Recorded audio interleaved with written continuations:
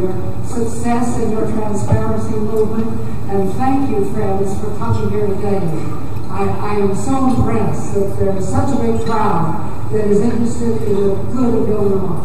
I spent 44.5 years in Alton, and I'm very much interested for the good of Illinois. And so I thought I'd give you just a few minutes of history to inspire you to do something that is might look impossible, because Adam has now set as his goal to reform the Illinois state legislature to elect the kind of people who will give us a great state and restore leadership and good values to Illinois. I fought this 10-year battle against the constitutional amendment called the Equal Rights Amendment, known as ERA. And when it came out of Congress with a vote of about 20-1, everybody said it's going right through. Of course it's going to win. Everybody was for it. Every governor was for it. All the senators were for it. All the women's magazines and the women's organizations. The media were 99% in favor of it. Even Hollywood was in favor of it. Alan Alda came to Springfield, Illinois to tell us why we ought to pass and ratify the Equal Rights Amendment. Everybody who was anybody in politics, from left to right, from Ted Kennedy on the left to George Wallace on the right, and 3 presidents in between, were all for it. Richard Nixon was for it. Gerald Ford was for it. Jimmy Carter was for it. And everybody said it couldn't be beaten. But the grassroots rose up. And people said I sent out my rotunda letters. Meet me in the rotunda of the Illinois State Capitol.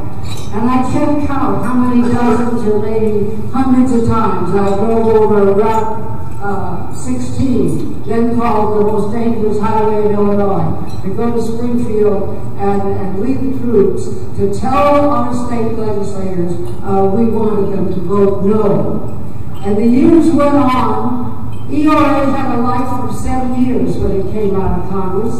And when the feminists ran out of time, they went to Jimmy Carter and he got them to give them a crooked extension.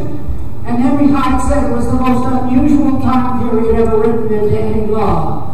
An extension of 3 years, 3 months, 8 days, and 12 hours, designed to catch the Illinois legislature at its mandatory adjournment on June 30th, 1982. But anyway, we kept telling our story, telling the truth about why it would draft 18-year-old girls, hurt the housewife, put abortion funding in the Constitution, and approve same-sex marriages. And we convinced a lot of people. But the feminists were very angry. Some of you will remember Sam Fidality, how ugly the feminists were to him. They went and picketed his home on Mother's Day. So they had a lot of ugly tactics.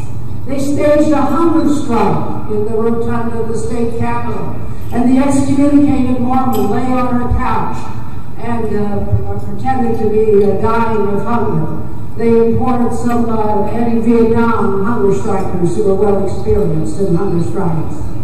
And then they had the lesbian chain gang who chained themselves to the doors of the Senate chamber on the second floor of the Capitol. And the senators had to step over them in order to get in to their chapter to vote. And then one day they were really ugly. They went to the slaughterhouse and they got plastic vials of pig's blood. And they came back and wrote the names on our marble floors of the legislators they hated the most.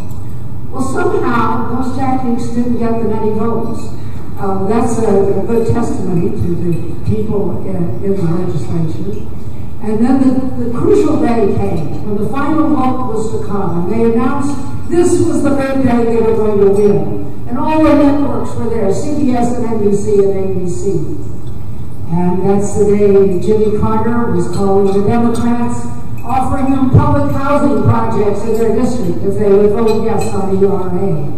And Big Jim Gardner Thompson was calling the Republicans and offering them roads and bridges in their district if they would vote for ERA. And Mary Jane Byrd was calling the guys from the Chicago area, telling them all their relatives would be fired from their jobs if they didn't vote for ERA. But We won anyway. And it's a wonderful testimony.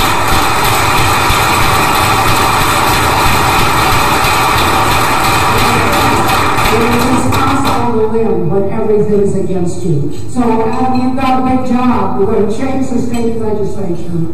And I know you can do it. Because if people like you come and give generously and give it your time, I hope you will work within the Republican Party. When you go out, you'll get one of my flyers about how the most important, powerful office in the world is not the president, it's precinct committee. We need you to be active in the Republican Party so you can make sure we're not nominating Ryan Reynolds. And when you go to vote in November, you got a really good guy or woman to vote for. So we need your help, your active work in the Republican Party and in politics. I believe in that. I was a precinct committeeman for 16 years, despite all the other things that I do. It's vital that you do that. And of course, if you want to know how bad the feminists are, you can get my new book called The Flip Side of Feminism. I have 3 copies available here today. So I encourage you. Coming here today is your down payment on changing Illinois and for the good of our state. We all want to work together for the good of Illinois so we can reform what's going on, win the election next year, and make our state a great state again.